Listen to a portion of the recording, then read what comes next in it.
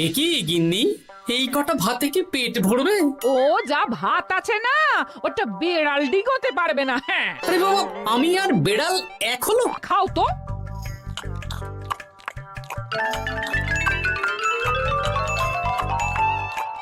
গিন্নি, পেটটা ভরেনি বুঝলে, তুমি আরেক হাঁড়ি ভাত বসাও। আমার জন্য 2 হাতা রাখা আছে, ওটাও খেয়ে নাও না। খাও, আমি আর ভাত বসাতে পারবো না। এখন উনুন ধরাও, আঁচ দাও, ভাত বসাও। আহ, আরে তোমারটা তুমি খেয়ে নাও না। তুমি তো জানো আমার এইটুকু খাবার পোষায় না। তারপর তুমি আজকে ওই ওলের ঝোলটা যা বানিয়েছিলে না, আহা। খাই খাই খাই খাই করে আমার জীবনটাও খেয়ে ফেললে গো। আরে বাবা, ভগবান এই পেট দিয়েছে কিসের জন্য? এত খাটাখাটনি সবকিছুই তো এর জন্য নাকি? হ্যাঁ,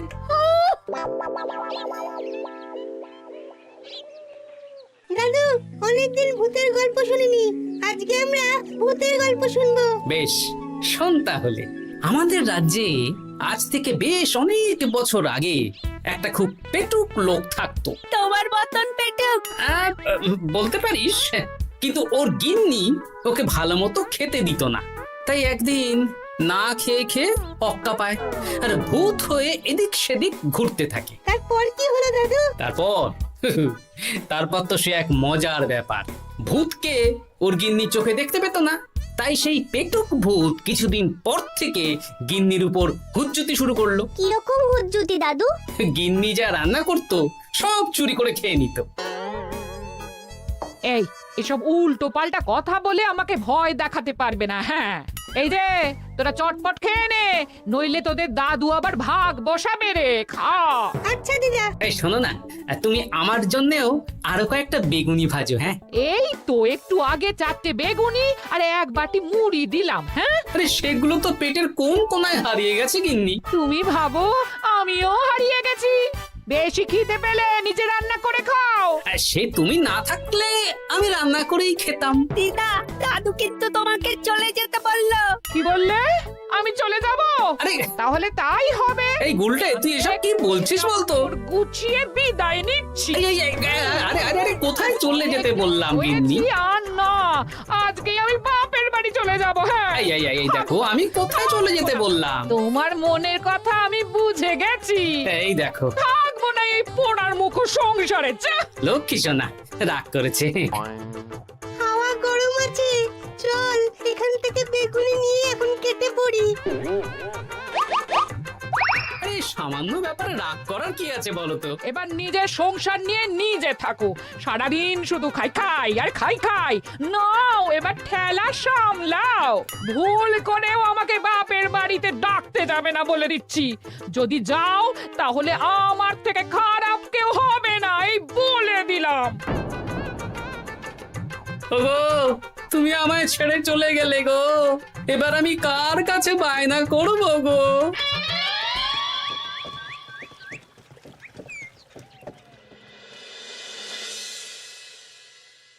কিরে, তুই একা একা? জামাই কোথায়? তোমাদের জামাইকে ছেড়ে চলে এসেছি।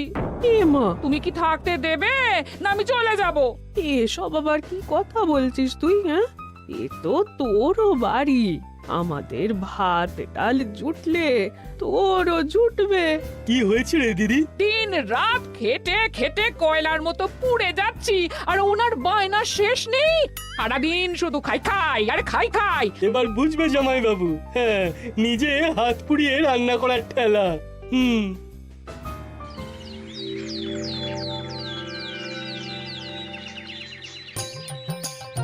গোপাল দাদা, ও গোপাল দাদা, ও গোপাল দাদা, গোপাল দাদা, এ দরজা খোলো, মহারাজ ডাকছেন। এই রে, অনেক বেলা হয়ে গেল। আরে দরজাটা খোলো। যাচ্ছি যাচ্ছি। আরে আজকে তো গ্রামের সেচ প্রকল্প নিয়ে আলোচনা আছে, মহারাজ তাই তোমাকে ডাকছেন। মুখ হাত ধুয়ে যাচ্ছি।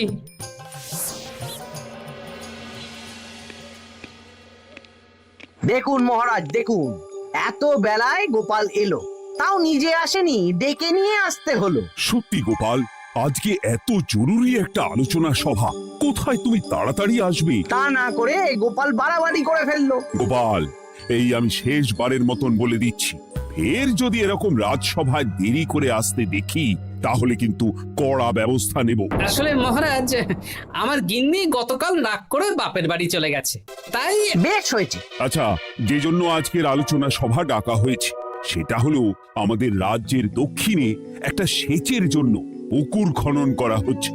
এ তো খুব ভালো কথা মহারাজ। দক্ষিণের চাষি ভাইরা অনেক দিন ধরে জলের সমস্যায় ভুগছিল, এবার একটা সুরাহা হবে। কিন্তু এটার জন্য তোমাদের বেতন কয়েক মাস কম পাবে তোমরা। একি কেন মহারাজ? তোমার তো এখন একজনের সংসার গোপাল, তোমার আবার চিন্তা কিসে? তাহলেও সেচের জন্য পুকুর খোঁড়া হবে, তার সাথে আমাদের বেতনের কি সম্পর্ক? কারণ ভাড়ারের অবস্থা খুব একটা ভালো নয়, তাই আগামী 3 মাস তোমাদের বেতন 5 মোহর করে কম দেওয়া হবে। হ্যাঁ? হ্যাঁ নয় হ্যাঁ। আর ওই 3 মাসের কেটে নেওয়া বেতন চতুর্থ মাসের বেতনের সঙ্গে যোগ করে দেওয়া হবে।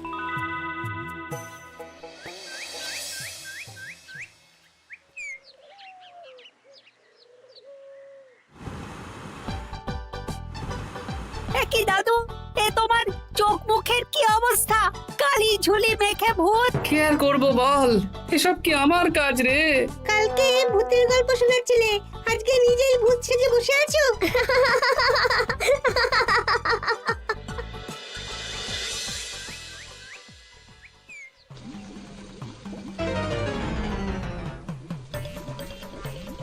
এই রে, ভাতগুলো পড়ে গেছে।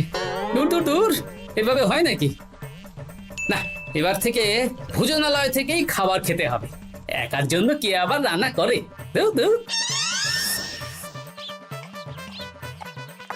কি গোপাল দাদা, তুমিও আমার মতন ভোজনালয়ে খাচ্ছ?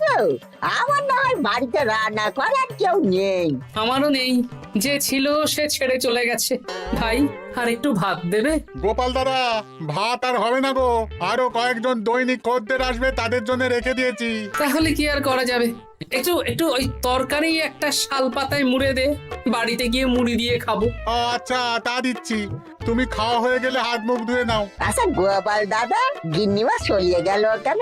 সে তোর গিন্নিমাকে গিয়ে জিজ্ঞেস কর। সেটা জিজ্ঞেস করতেই হবে, তোমার মতো একটা ভালো মানুষকে ছেড়ে চলিয়ে গেছে।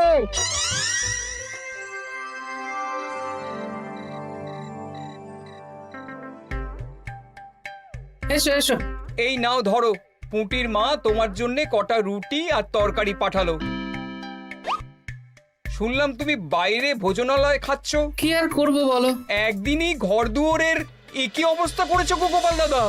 ওই একার সংসার, এখন আমার কাজের মধ্যে দুই, খাই আর শুই। তা গিন্নিমাকে খবর দাও। না না না, খবর দিলে আবার অশান্তি শুরু করবে, বরং তুমি গিয়ে বলো। বেশ, তাহলে কালকে আমি তোমার শ্বশুর বাড়ির দিকে সার কিনতে যাব, না হয় গিন্নিমাকে আমিই খবর দিয়ে দেবো।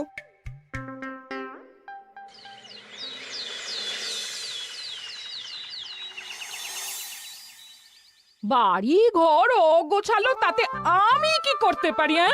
এখন আমি আর ওই বাড়িতে থাকি না। হ্যাঁ, শুধু তাই না, গোপাল দাদা বাইরে ভোজনালয়ে তেল মশলা দেওয়া উল্টো পাল্টা খাবার খাচ্ছে গো। থাক, আমাকে এসব কথা শোনাতে আসবে না পুটির বাবা।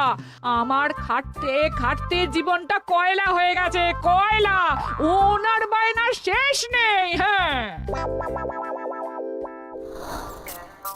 বুঝলে গোপাল দাদা, আমি গিন্নিমাকে অনেক করে বোঝালাম, কিন্তু কিছুতেই কোনো কথা শুনলো না।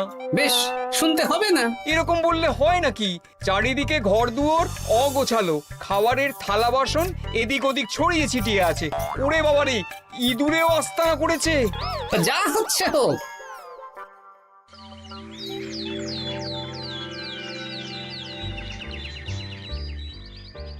ভোলা, আটটা কচুরি দাও তো ঝটপট, খেয়ে রাত সভায় চলে যাব। এই নাও। ও গোপাল দাদা, শুনলাম নাকি গিন্নিমা বাড়ি ছেড়ে চলে গেছেন? হ্যাঁ, ঠিকই শুনেছো। তাই বাইরের খাবার খেয়ে কতদিন কাটাবে? এভাবে তো তোমার শরীর খারাপ করবে। ওই শরীরের নাম মহাশয়, যা সবে তাই সয়। রান্না বান্না করছো বাড়িতে? না, রান্না করার লোক নেই, আর আমার দ্বারা ওসব কালি ঝুলি মাখাও সম্ভব না। দেখো গোপাল দাদা, এই রোজ রোজ বাইরের খাবার খাওয়া ভালো নয়। ভাবছি আরেকটা বিয়ে করব। হ্যাঁ, বলো কি? গিন্নিমা জানলে তো? জানলে জানুক, ও তো এখন আর আমার কেউ নয়। গোপাল দাদা আরেকটা বিয়ে করবে? না না না না না, গিন্নিমাকে বলতেই হবে ব্যাপারটা।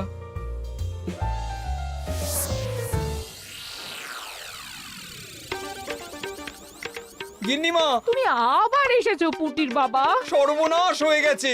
আবার কি সর্বনাশ? হ্যাঁ, বাড়ির চারিদিকে অগোছালো, ইঁদুর মশা মাছি ঘুরে বেড়াচ্ছে। আমি আর ওই বাড়িতে যাব না। গোপাল দাদাও সেই ব্যবস্থাই পাকাপাকি করতে চলেছে, আরেকটা বিয়ে করবে। কি বললে? জল জ্যান্ত বউ থাকতে আরেকটা বিয়ে? হ্যাঁ, আমি আজকেই যাব। ওর একদিন কি আমার একদিন? হ্যাঁ, আমি আজকেই যাব। এই দিদি, এক মুহূর্তে এরকম বদলে গেলি কেন? আবার আবার তো জামাইবাবু তোকে কাটাবে। তা বলে তোর জামাই বাবুটাই অন্য কারোর হয়ে যাবে? হ্যাঁ, আমি বেঁচে থাকতে আমি হতে দেব না। তাহলে দিদি আমিও যাব। ওই জামাইবাবু অতিরিক্ত খায়, জামাইবাবুর খাওয়া বন্ধ করতে হবে, বুঝলি? ঠিক আছে, চল তাহলে চল। ঠিক আছে, চলুন তাহলে। হ্যাঁ হ্যাঁ, তাই চলো। বুঝলি দিদি, আমার মাথায় একটা মতলব এসেছে। হ্যাঁ। কি মতলব শুনি?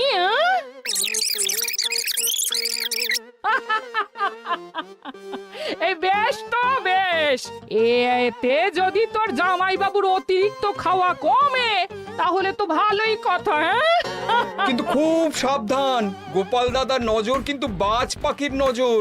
তাহলে যাওয়ার পথে একটা সাজঘর হয়ে যেতে হবে। হ্যাঁ, তাড়াতাড়ি চলুন, রাতে মনে হয় ঝেঁপে বৃষ্টি হবে। কই গো, বলি কোথায় গেলে? এ কি, আমি তো বেশ ভালোই ছিলাম, তা তুমি আবার ফিরে এলে কেন? আমি বেঁচে থাকতে তুমি আবার বিয়ে করবে? ওসব চলবে না। আমি এক সাধক বাবাকে নিয়ে এসেছি, তোমার সব ভীমরতি ইনি ছড়িয়ে দেবেন। হ্যাঁ, আজকে থেকে তোমার অতিরিক্ত খাওয়া দাওয়া বন্ধ করার দায়িত্ব এনার। যা বাবা,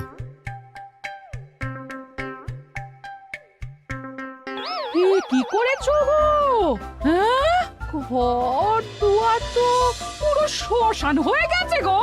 এখন আবার তোমার ঘর তুমি পরিষ্কার করো। সে করছি, তুমি যাও বাজার করে নিয়ে এসো।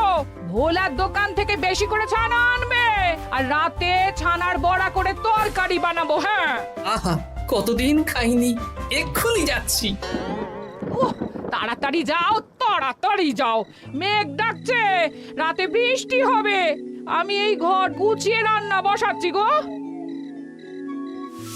বলো কি গোপাল দাদা, গিন্নিমা ফিরে এসেছেন? হ্যাঁ, সকালে তোমার দোকানে বলেছিলাম না বিয়ে করব, সেটা নিশ্চয়ই কেউ শুনে গিন্নির কানে দিয়েছে। ব্যাস, ঘরের বউ ঘরে চলে এলো।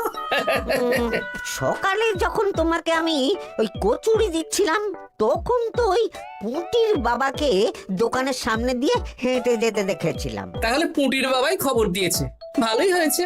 যাই হোক, আমাকে ওই 500 গ্রাম মতো ছানা দাও তো, গিন্নি ছানার বড়া দিয়ে তরকারি করবে। ভালো তো, ভালো তো, তোমরা ওই কর্তা গিন্নি একসাথে খাবে। আবার কোন সাধককে নিয়ে এসেছে যে আবার খাবার খাওয়া নিয়ন্ত্রণ করবে?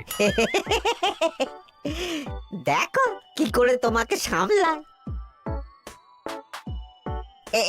এই নাও।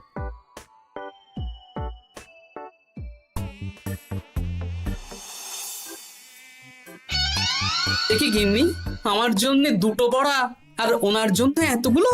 বেশি খেলে তোমার চেহারা ঠিক হবে না বৎস, তোমাকে রোগা হতে হবে, তাই কম খেতে হবে, বুঝলে? ঠিক আছে, আপনাকে আমি মজা দেখাচ্ছি। অগত্যা গিন্নির হাতের খাবার খাচ্ছি, এই আমার 14 পুরুষের ভাগ্য ভালো।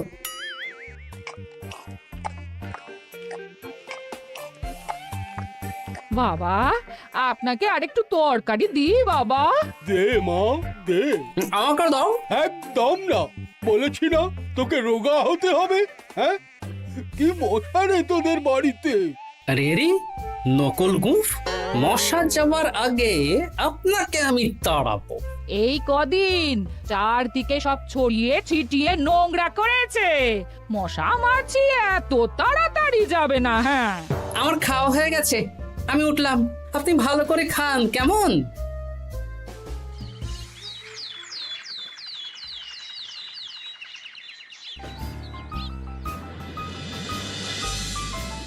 বিজ্ঞানী, আরে গোপাল যে, কি ব্যাপার?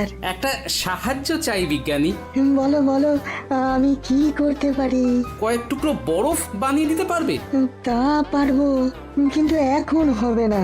তুমি বরং সন্ধেবেলার পর নিয়ে যেও, কেমন? খুব উপকার করলে বিজ্ঞানী। আমি ওটা বিশেষ মোড়কে তোমায় দেব, যাতে গলে না যায়। ধন্যবাদ বিজ্ঞানী, এখন তাহলে আসি।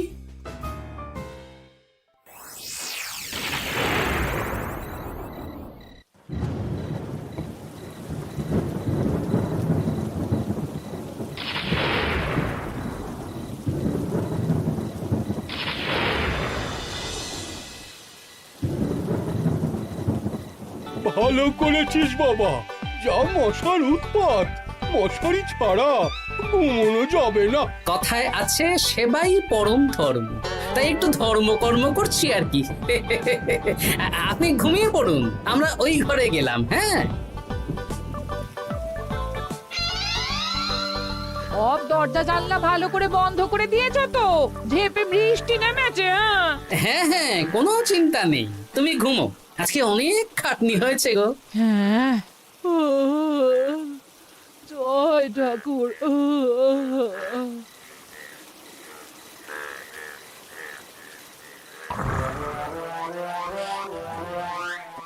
এই তো গিন্নিও ঘুমিয়েছে, এবার আসল কাজ শুরু হবে।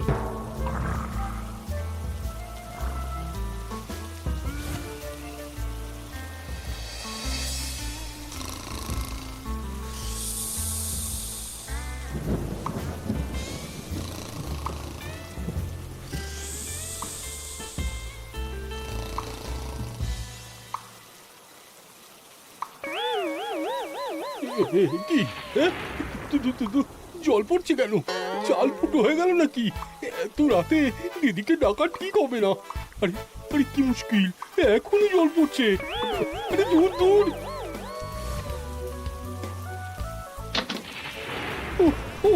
বাপরে বাপ।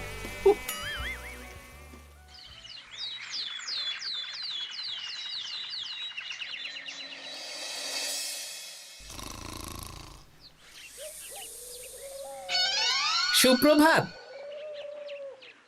প্রভাত আর শো নেই। কেন? সারা রাত প্রথমে ভিজেছি, তারপরে মশার কামড় খেয়েছি। ভিজেছেন কেন? আচ্ছা, এ কি? আচ্ছা। রাতে চাল ফুটো হয়ে জল পড়ছিল। আচ্ছা।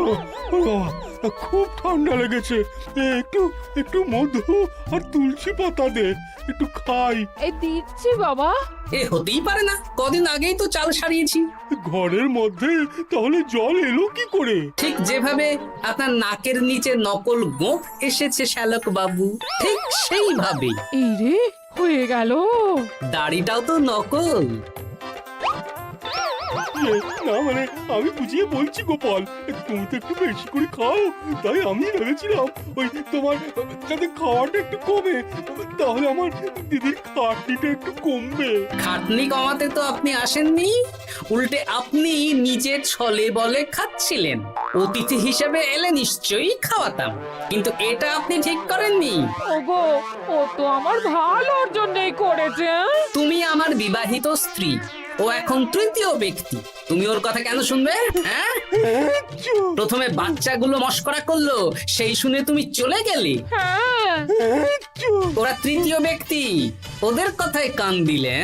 তারপর পুঁটির বাবার কথা শুনে বিশ্বাস করলে আমি সত্যিই বিয়ে করছি। হ্যাঁ, এই জন্যই তো চলে এলাম। হ্যাঁ, এখানে পুঁটির বাবাও তৃতীয় ব্যক্তি, আর তারপর শ্যালক বাবুর কথায় আমাকে কম খেতে দিচ্ছ, আর উনিও তৃতীয় ব্যক্তি। ইয়ে, না মানে? হ্যাঁ মানে, না মানে কিছু না।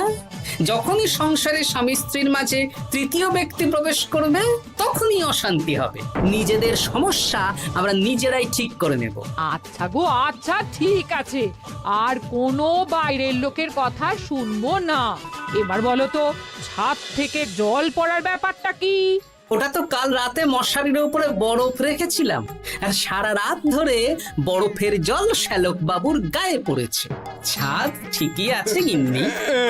হ্যাঁ নয় হ্যাঁ, কাল যখন খাবার খাওয়ার সময় দেখলাম আপনার গোঁফ খুলে যাচ্ছিল, আপনি ঠিক করলেন, তখনই একটা সন্দেহ হয়। ওরে ওরে গোপাল, আমি আর তোমাদের কর্তা গিন্নির মাঝে থাকবো না। আমি পালাই, আমি পালাই। ও, ও, ও, ও, ও, ও, ও, ও।